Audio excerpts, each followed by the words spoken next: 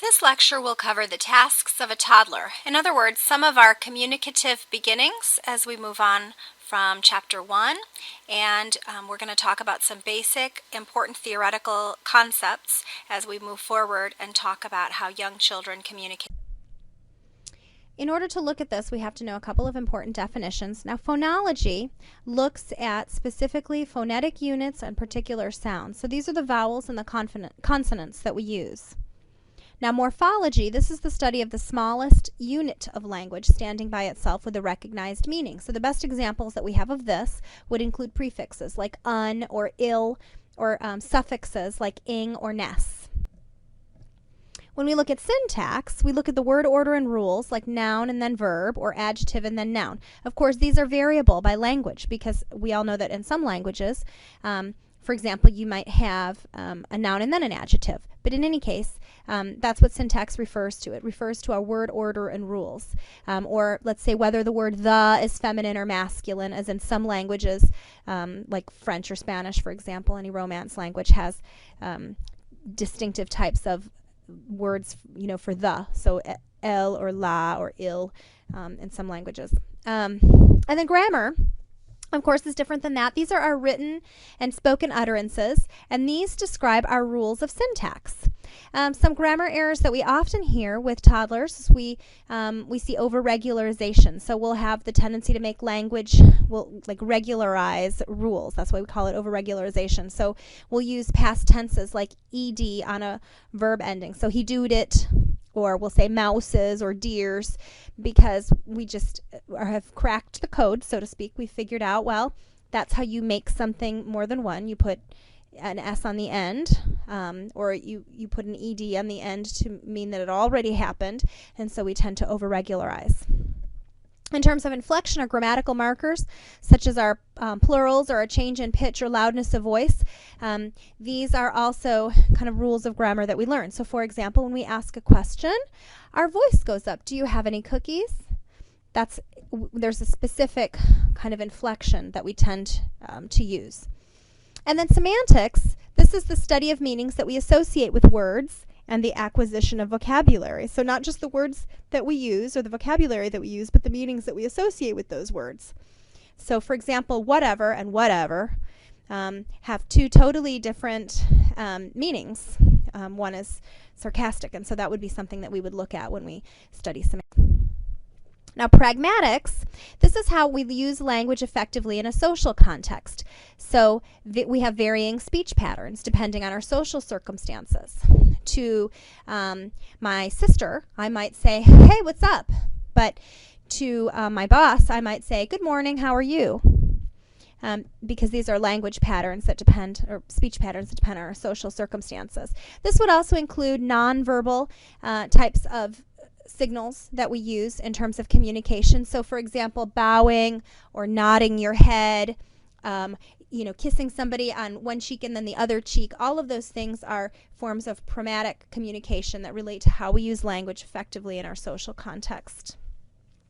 We also have some other things that we think about. We know that attachment and the development of our language skills, that's an important part of being a toddler. We see with reactive attachment disorder, for example, or speech delays, that sometimes there can be an emotional component when we see that there's clear evidence that that something socially or emotionally has happened with a child. So you can have a speech delay that's not necessarily connected to something emotional, but we often see with children that have suffered some kind of an emotional trauma or some kind of an issue that there are speech delays. So, for example, if a child has experienced a great trauma, they might go through a long silent period or might even have speech delays. And in particular, if it is connected to attachment, like the children in orphanages who have reactive attachment disorder because they were there for so long and interacted with so little, often have speech delays. As we talked about in Chapter 1, there's an inextricable link between the social world and language development. Very important. In terms of our first words, we move from egocentric speech to inner speech. Egocentric speech is Piaget's term. He says that we speak aloud because we are egocentric, because we are definitely all about our own world. And certainly we know that that is developmental for young children. But he felt that that was the only real purpose of speaking aloud, that it was just a reflection of where we're at developmentally, that we're in the egocentric stage, and that without regard to the fact that other people can hear us, we speak aloud. It's just a reflection. Now, Vygotsky said something different than that. He talked about he talked about this as being private speech. He didn't say it was egocentric speech moving into inner speech. He said that it was private speech and that it actually serves an important function in helping us cognitively learn how to accomplish a task. And as evidence for that, he said, well, that's why adults still talk to themselves too if they're by themselves. And it's just that we all learn as we get older to take it underground so that we can't hear it. But in any case, we know that there are words that accompany a child's actions or viewing actions at hand. So they'll see something and they'll say, oh, doggy, cookie. They'll pick it up. They'll hold it. And as the child matures, this becomes inner speech, and it's a part of the child's thinking process. In terms of symbolic gesturing, these are what we think about as first words when they're intentional and meaningful, are symbolic gesturing, particularly with the use of sign language, which has become so prevalent in the last few years. We can see that symbolic gesturing is very important. Our first words, we tend to have one word to two or more words at around 18 months. And in terms of toddler-adult conversations, around 10 months to a year, babies start turn-taking.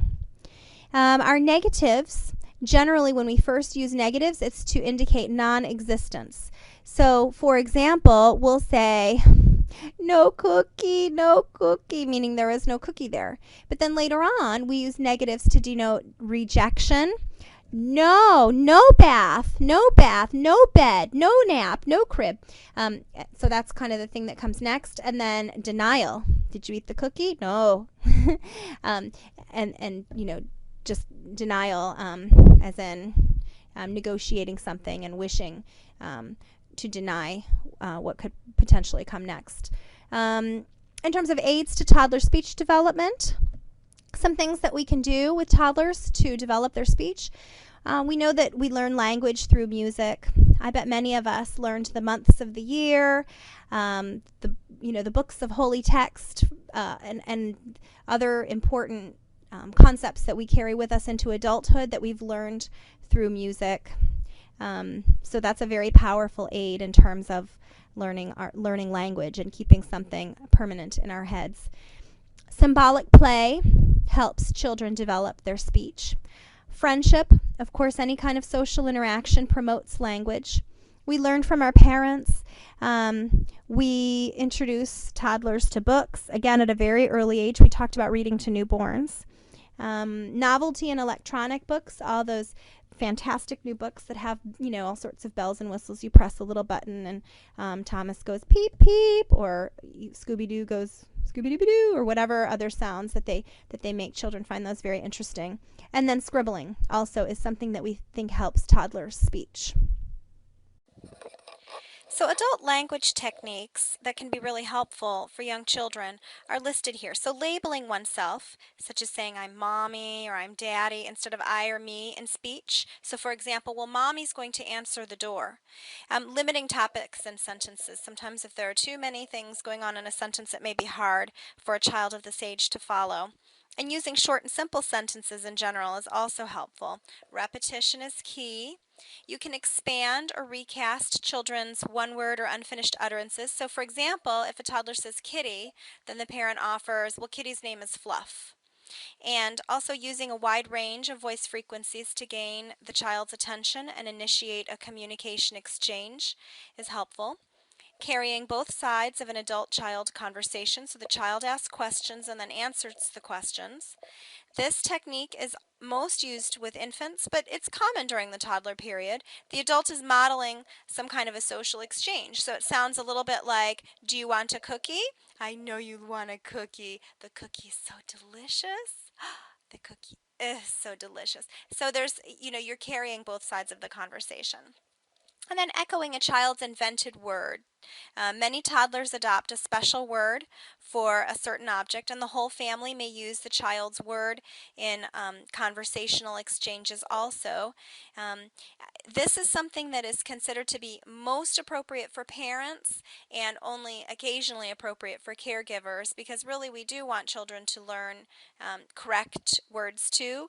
So in your book, this is definitely talked about as something that is helpful as an adult technique, but be aware that in the school context, you really do also want to emphasize correct words for things. So the baby talk kind of words that children make up, if you start using those only, then children don't necessarily learn the correct word for a long time. It just lengthens that process.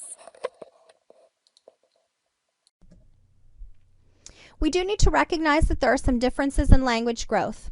In general, there's a range, but by 18 months to 2 years, we should be able to identify language delays. In terms of beginning literacy, we know that using musical toys and musical activities are also very important. And again, it kind of helps us to weed through figuring out if a child is responding to language, kind of developing, moving forward. And that helps children, of course.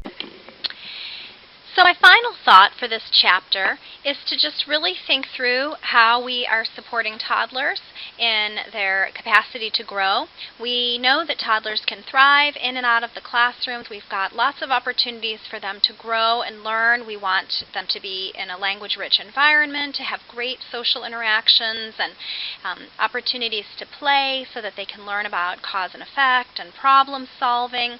We know that their growing brains allow them to start to understand these new ideas and make new connections, and that our own interactions as adults really moderate this. We support them by modifying our comments and teaching them new words, and then of course creating that fabulous language-rich environment in which they'll be able to grow and thrive.